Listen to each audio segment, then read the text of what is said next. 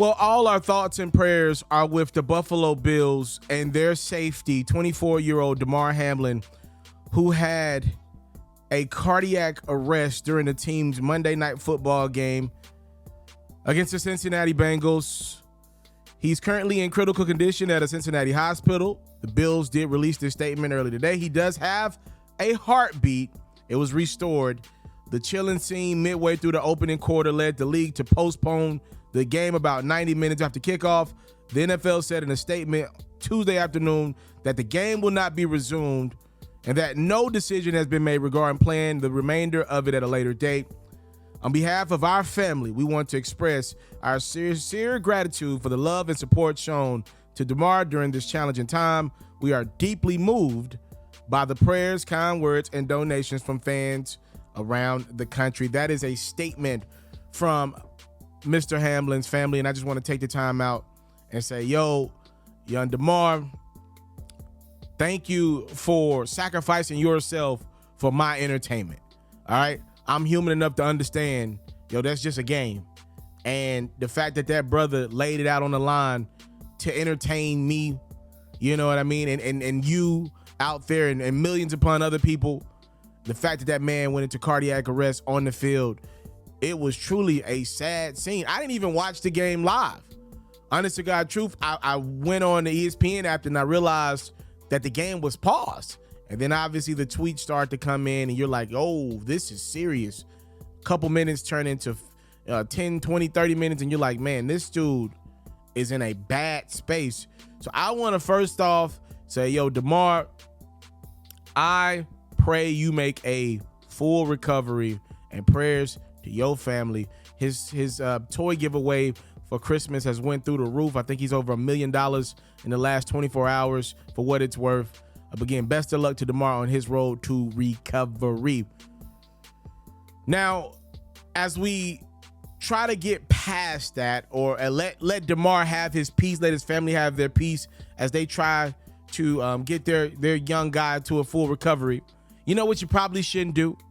You probably shouldn't go on social media while the man is laying literally lifeless on the field and tweet about the finishment of a Buffalo Bills and Cincinnati Bengals regular season Monday Night Football game.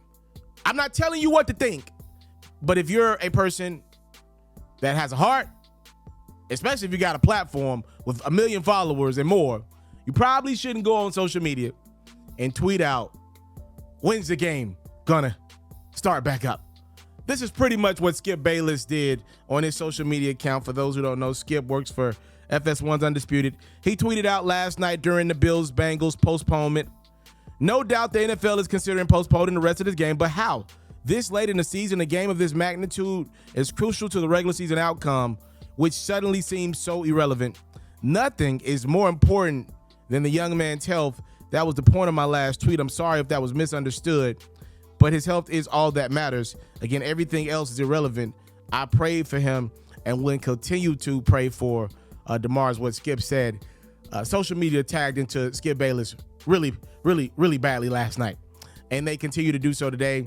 He did go on Undisputed today and give somewhat of an apology. Everybody's saying he apologized.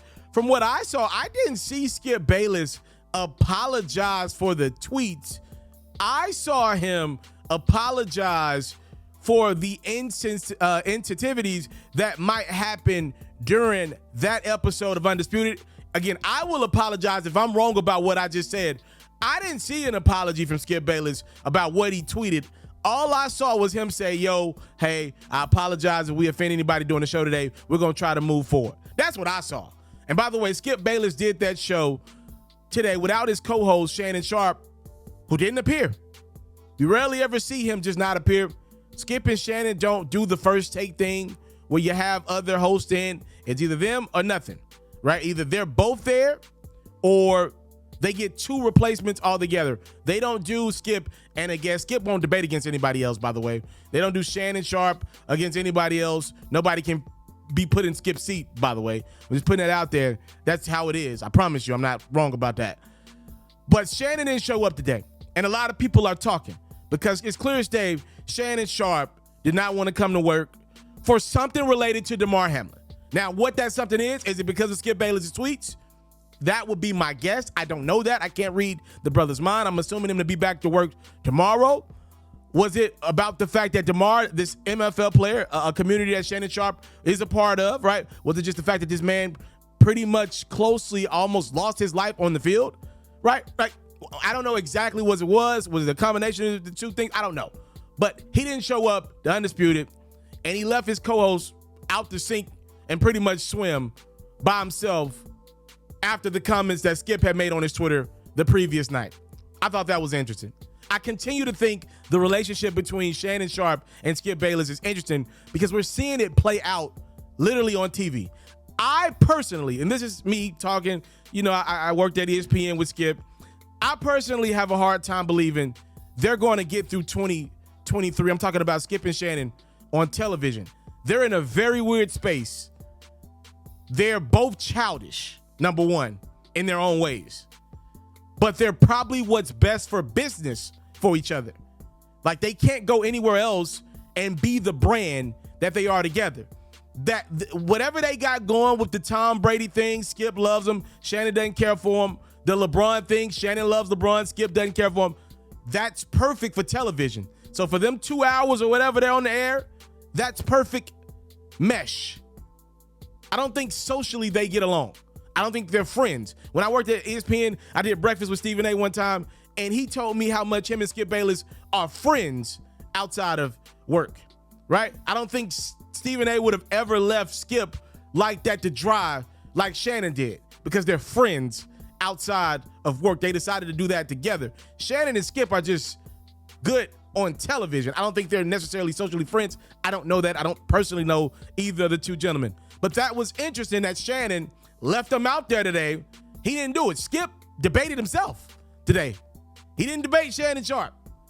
And I think we're going to see that relationship maybe reach its peak here in 2023. Every time they go at it, it's starting to get a little more personal. And Shannon not showing up today to work to me is getting a little more personal. You think about it from this perspective. Skip makes those tweets. Everybody's tweeting at Shannon Sharpe and Skip. They're telling Shannon, bro, you gonna really go to work today after your co-host said this with this young man on the field they're trying to literally save his life on the field? You gonna go work with that? And I do believe Shannon is again, one of those guys that reads his comments, reads his social media. That's why I called him childish. I think that's childish, right? Like, he left Skip the hang. He left him out there. And to me, that's childish because that's your coworker. Letting social media dictate if you come to work or not, to me, is childish, period. If you let social media get to you that much, it's childish. And I like Shannon personally a lot. I think he's one of the greatest, if not the greatest analyst turned debater that we've ever seen, former player turned debater, but that is childish. But also Skip is childish to be that old of a person and not understand, he's got 30 plus years in the business, to not understand at this current time, it ain't about football. Whatever you're thinking in your mind, you can't say it. Number one, you're a public figure, period. You got a voice. You're on TV every day. You represent a network. Number two, you've likely made millions of dollars in this space. You're never going to get the benefit of the doubt when people think you're rich and you're in the public domain. Those two things alone, you're never going to get the benefit of the doubt. What Skip was trying to do was find a way to make himself once again the center of attention. But what he has to realize, he gets that enough, right? With Tom Brady, with LeBron James, if something great happens to LeBron, people want Shannon to tag in and Skip the next day. If LeBron has a bad game, people want Skip to have his way with Shannon about LeBron. If Tom Brady goes crazy, then obviously we know Skip's gonna have his way. That is turn on your television, I want to watch Undisputed the next day type of drama, right? That's good for ratings. What's not good for ratings is trying so hard to be the center of attention that you put yourself in a young man's life. Skip has no attachment to the Buffalo Bills, the Cincinnati Bengals, and for certainly not young Damar Hamlin, right? So what Skip actually did was turn people off to the program which was not his, I'm sure, his intention, but his desire and desperate childish need for attention this time around, I think it backfired. That is such a naive, blindfolded thing for Skip to tweet out, because he knows, like, obviously, if you watch the show, you see Skip Bayless try to come to the defense of black people on certain issues, but everybody doesn't watch that show, right? You seem very naive in tweeting out and insensitive to this young man on the field. No matter what you think, I'm sure there were millions of people across the country who had somewhat of a question. Number one, they probably were thinking about the young Damar's health, but after that, they were thinking, is this game over or what? Like, that's a natural thought. It was something that I was thinking. Number one, the young man's health. Number two, I was thinking about in the back of my mind, you know what I would never do? I would never tweet that thought. I would never tweet that thought, because it's, especially in the moment, because it sounds super insensitive. Hell, people had millions of dollars on the game. FanDuel, like, I had them on the game. Like, come on now. Like, it is insensitive to tweet out anything not promoting Damar's full recovery, especially when you're a public figure, especially when you've been well down in the business, especially when you can, the relationship, it seems it's bad. See, it just seems very dismissive of this young man's health. And that's what Skip's got to deal with. And Shannon let him deal with it alone this morning on television. And I don't think this is the end of whatever those two got going on. It's something. It is, I'm watching closely. It is definitely something. So what I want to do right now is offer you the opportunity to let me know what you think about the incident that happened last night, and tell me what were your first thoughts when you saw young Damar Hamlin laying there on the field, man. What did you think about that play? They show replays of that bad boy. Like, let me know. Be honest with me. I was, when I saw that bad boy, I saw it on Twitter first, then tuned into the game.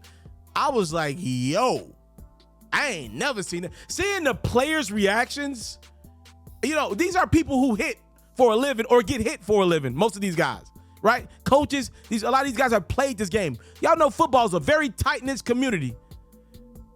Seeing their reactions, you knew it was something different than the guy getting a concussion, than the guy breaking his neck, breaking a leg, breaking it, tearing his ACL. You could tell out the gate this was different. So let me know what your thoughts. Please send some positivity to Damar Hamlin's way, and then also address the elephant in the room. What did you think about Skip Bayless's insensitive tweets from last night, and the fact that Shannon Sharpe didn't show up to work today? All right, the game, according to Roger Goodell of the NFL commissioner, right now they don't have a date to play that bad boy back. As of right now, my guess is they're gonna have to play it during what's supposed to be a bye week for the number one seed, but even that doesn't make sense. We shall see. But that is not the biggest domino. The biggest thing is Damar Hamlin making a full recovery. So prayers to him and his family. All right, I'm out. If you enjoying the content that's being produced on this page, I really need you. Please make sure you have subscribed to the Hoops Pharaoh YouTube channel. It's my goal to give you videos every single day. It's also my goal to get to 100,000 subscribers as soon as possible. We're around 40,000 right now. So if you please can, make sure you subscribe to the platform for more exclusive great content like this video.